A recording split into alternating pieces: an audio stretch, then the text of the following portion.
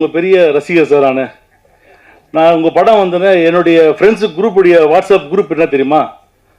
வருத்தப்படாத வாலிப சங்கம் விபிவிஎஸ்ன்னு வச்சிருக்கானது இன்னும் இருக்குது. அன்றைக்கி உங்களுக்கு காட்டியிருப்பதானது.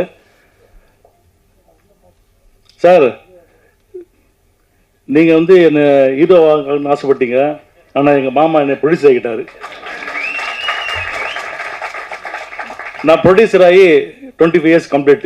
வல்லரசு படம் முடிஞ்சு 25 வருஷம் கம்ப்ளீட்.